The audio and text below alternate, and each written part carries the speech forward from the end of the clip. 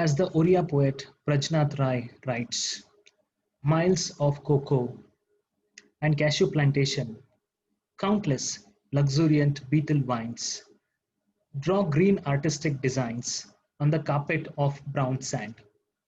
Sweet potato, groundnut, muskmelon vines have adorned your dusty soil evergreen.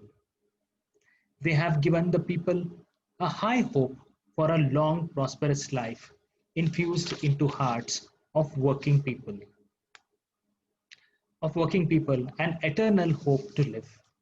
But today, suddenly, covetous, covetous eyes of a power-mad hunter have fallen on your green body to cut it to pieces, to drink to heart's content fresh red blood.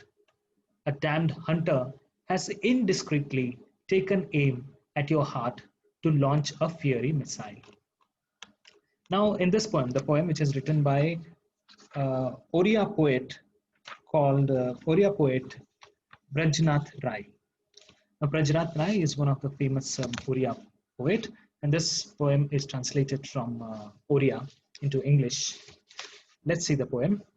Miles of cocoa and cashew plantation, countless luxuriant beetle vines draw green artistic designs on the carpet of the brown sand. So, the poet here is describing the land, how it is adorned with greenery, how it is adorned with different kinds of plants. There is a miles of cocoa and cashew plantation. Now, this is a festival, it's a feast to the eyes. There are beetle vines, drawn green artistic designs on the carpet of brown sand. So the color of the land is brown, and there are for miles together. There you can see cocoa and cashew plantation. There are beetle vines, and they appear as if they are some green artistic design. Now this is a design which is created not by human beings but by nature. It is very beautiful. It is very luxurious.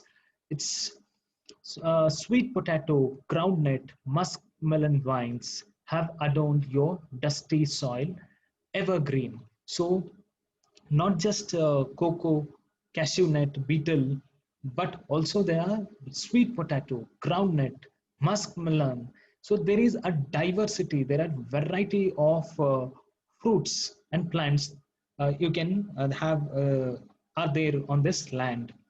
So sweet potato, groundnut, muskmelons have adorned your dusty soil evergreen. They have given the people a high hope for a long, prosperous life infused into hearts of working people, an eternal hope to live. Now these plants, these plantations, sweet potato, groundnut, now this gives a very prosperous picture. So there is everything for the people who live here. These have given people a high hope to live a long and prosperous life, infused into hearts of working people an eternal hope to live. Now, because of this diversity of plantation and food that is available, this has given confidence. This has given hope. This has sown hope in the hearts of the people, of the working people, that they can lead a very comfortable, very long, prosperous life. But you can see in the next stanza, suddenly there is a change. But suddenly, covetous eyes of a power mad hunter have fallen on your green body to cut it to pieces, to drink to heart's content fresh red blood. Now, everything was very nice, everything was very good. The land was prosperous, people were happy, they were hopeful of leading a very long, prosperous life. But the scene changes. Why? Because to the scene enters a power mad hunter, a person who is high on power, who has gone mad because of power. He's a hunter. He has come to hunt who? He is going to hunt your green body. Green body here represents the place or the environment in which these people, these working class people are living. His eyes, covetous means cunning. His eyes have fallen on your green body to cut it to pieces, to drink to heart's content fresh red blood. Now his power infused mind, his eyes have fallen on the green land over there, and he wants to kill it, and he wants to cut it into pieces. He wants to drink to heart's content fresh red blood.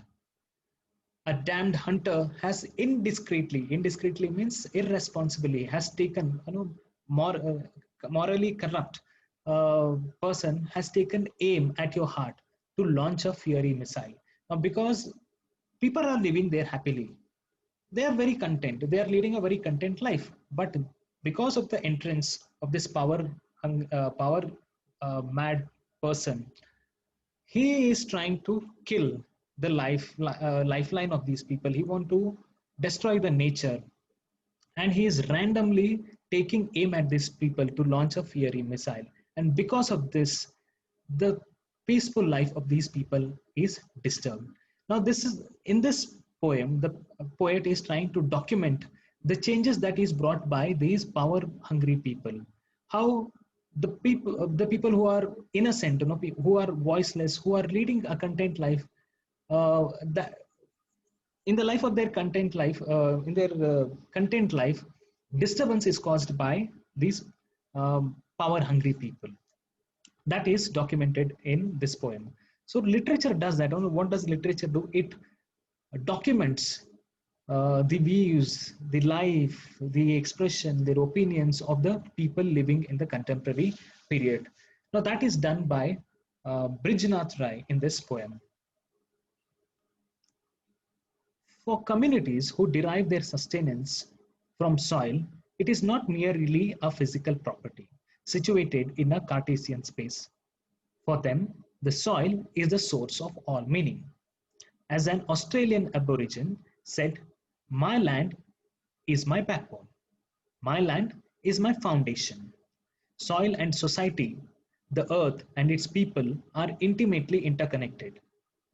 In tribal and peasant societies, cultural and religious identity derives from soil, which is perceived not as a mere factor of production, but as the very soul of society. Soil has embodied the ecological and spiritual home for most cultures. It is the womb not only for reproduction of biological life, but also of cultural and spiritual life. It epitomizes all the sources of sustenance and is home to the deepest and is home in the deepest sense. Now, as we have already discussed, for some people, who are not culturally rooted, soil not might mean anything to them. But people who are culturally rooted to their places, or the places where they inhabit, for them soil is everything. For communities who derive their sustenance from the soil, it is not merely a physical property situated in a Cartesian space. For them, soil is the source of all meaning. As we have already discussed, people who are rooted to their land, who for whom soil means everything. It cannot be just a space, a three-dimensional space or a Cartesian space. It is source of all meaning. They derive their identity, they derive their emotional bondage from the land. Even they are benefited economically, they are culturally connected, they are connected to the ancestors through land. For them, every source of meaning is derived from soil. As an Australian Aborigine said, "My land is my backbone. My land is my foundation." So it is not just the case in Indian context, but people can be rooted in any part of the country or in any part of the world. For example, here we see a quote by Australian Aborigine. Aborigine means a person who has been staying on that particular land from the earliest times. As an Australian, as an Australian Aborigine said, "My land is my backbone. My land is my foundation." Now, this particular quote shows, clearly illustrates that how land means everything to people who are living on this land for a very long time. Soil and society Earth and its people are intimately interconnected. In tribal and peasant societies, cultural and religious identity derives from the soil, which is perceived not merely as factor of production, but as the very soul of the society. Now, in these lines, we come across the bond the people have with land or the soil. Soil and society, earth and its people are connected, where are connected intimately. In peasant and tribal societies, the religious and cultural identities are derived from soil. So for them, everything is soil. But this doesn't happen in urban or the metropolitan cities.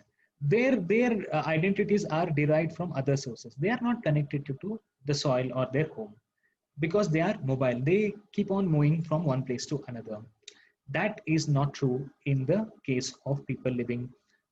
For example, the transnational executive, it is not true in his life. But for tribals and peasants, this is very much true. For them, soil is not just a factor of production. It is not just, as we have discussed earlier, it is not just a natural resource. It is everything. It is the very soul of their society. So all the meaning of the life is derived from the soil. Soil has embodied the ecological and spiritual home for most cultures. It is the womb not only for production of biological life, but also cultural and spiritual life. It epitomizes all the sources of sustenance and is home in the deepest sense. For the most cultures, ecological and soil means ecological and spiritual home. They are connected because soil is the source of all natural resources. You will find all important minerals in the soil. Soil from without soil we cannot grow plants. Without soil, without plants there cannot be life. So everything is connected to soil. So spiritually, people are connected to soil. So uprooting or displacing from their soil or their home is nothing but injustice. So it is the womb not only for reproduction of biological life, but also of cultural and spiritual life.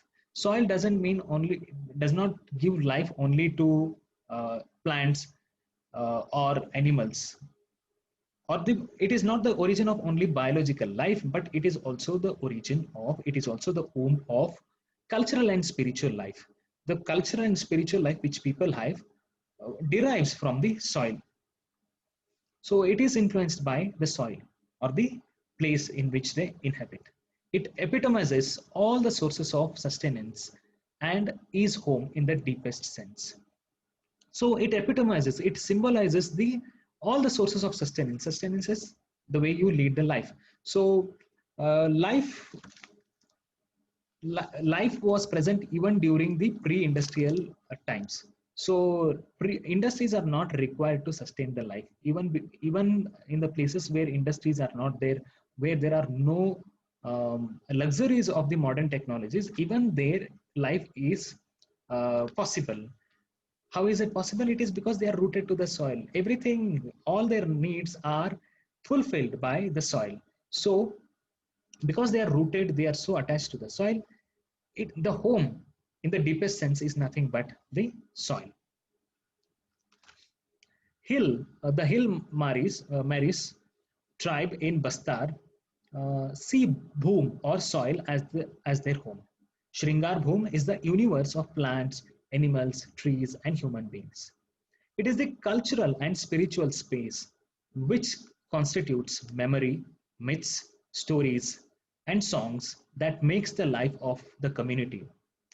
Jaga Bhoom is the name of the for the concrete location of social activities in a village.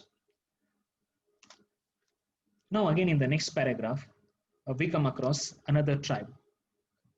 The tribe is called Hill Maris tribe in Bastar. Bastar is placed in Jharkhand. Sorry, in Chhattisgarh. So Bastar is a place in Chhattisgarh which is constantly in news because of Naxal problem. It is the very heart of the Red Corridor, which we which is in the central part of India. So the tribes living there, Hilmaris tribe, they actually see soil, or which they call as bhum, as the home, as their home. Shrungar Bhum is the universe of plants. Shrungar Bhum is the forest, or the forest land. Shrungar Bhum is the universe of plants, animals, trees, and human beings. So Shrungar Bhum, this forest land, is universe to everything. No, plants, animals, trees, human beings, all of them coexist in harmony. It is the cultural spiritual space which constitutes memory, myths, stories, songs that make the life of the community. So this Shrungar Bhum is universe to everyone. All of them, plants, animals coexist there. The spirit, it is a spiritual space in which the community derives its memory. All the memories of this community are in this Shrungar Bhum. The myths or the folklores of this community are derived from this very space. The stories, songs, the life they lead, everything is within the confine of this Shrungar Bhum. It is their own universe. Their universe does not exist apart from this land. So the moment you take them out of this, you take everything from their lives. Jagbhum is the name for the concrete location of the social activities in a village. So Shringar Bhum is the forest land. Jagbhum is the name is the village. Shringar Bhum refers to the place where the social activities of the village are conducted. Sabyasachi reports a village elder saying, the sun, the moon, the air, the trees are the signs of my continuity. Social life will continue as long as they continue to live. I was born as part of the bhum. I will die when this bhum dies. I was born with all others in this bhum. I go with them. He who has created us will give us food. If there is such variety and abundance in Bhum, there is no reason for me to worry about food and continuity.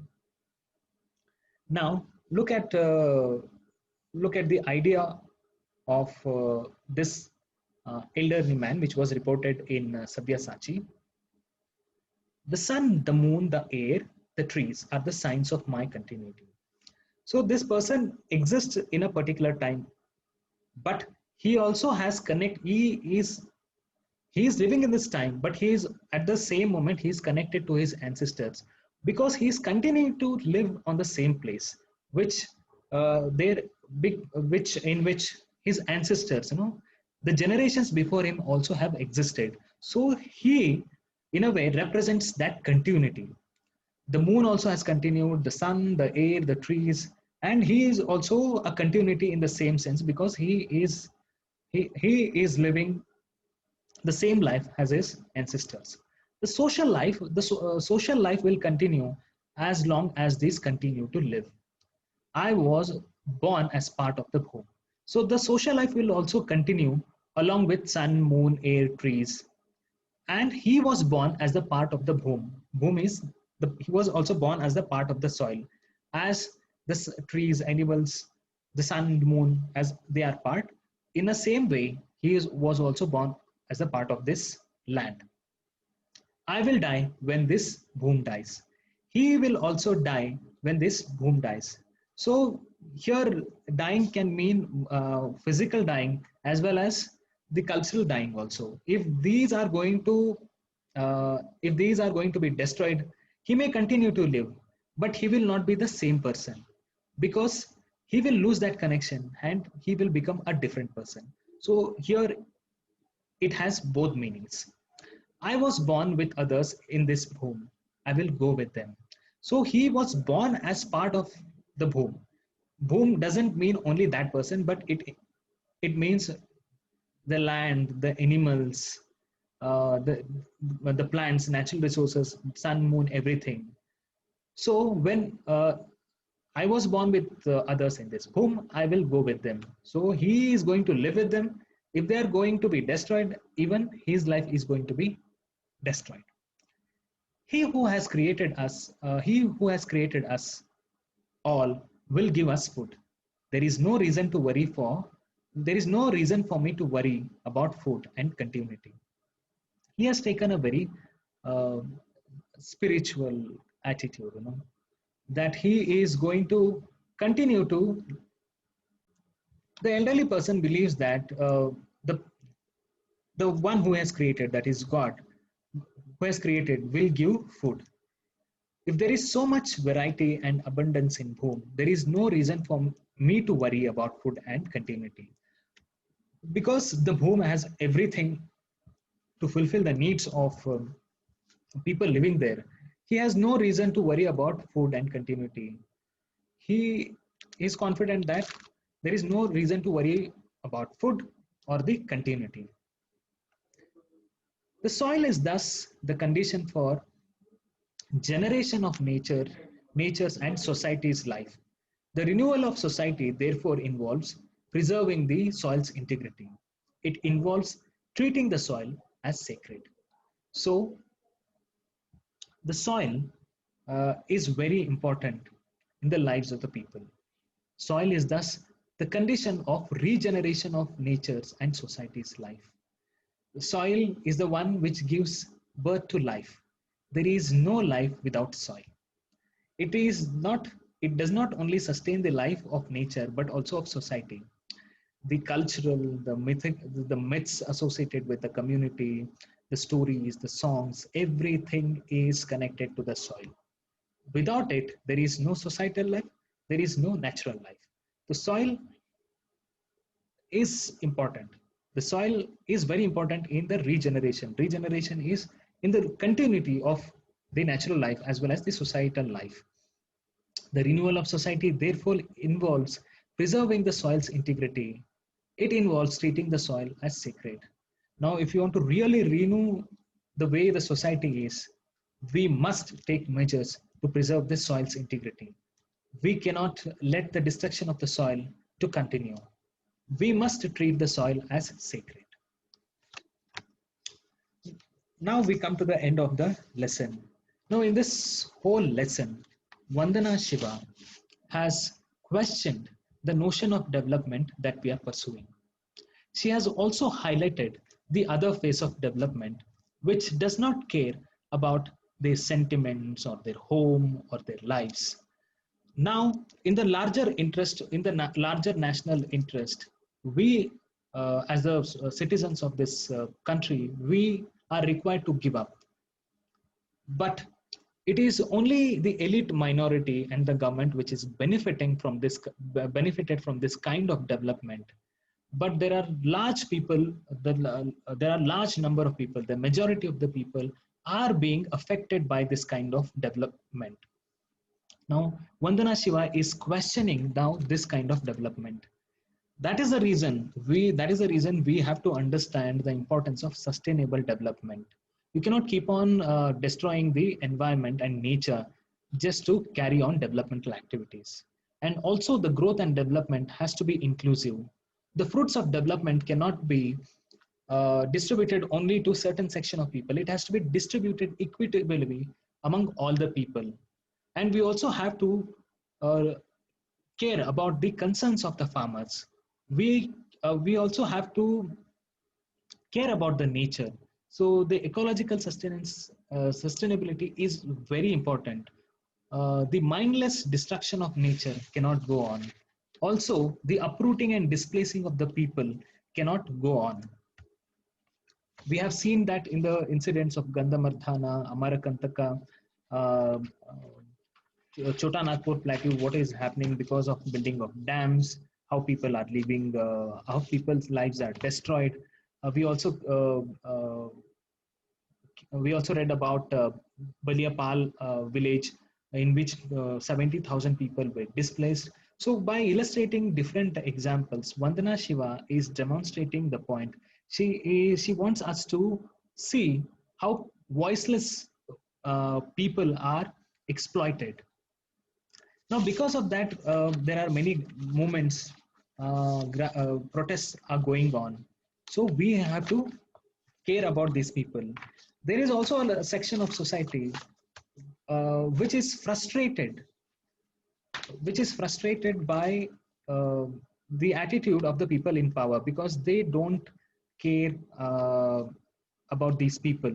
Now that is the reason, not just this essay, but there are many poems, songs, novels, short stories, which have highlighted how certain section of people are left out of development.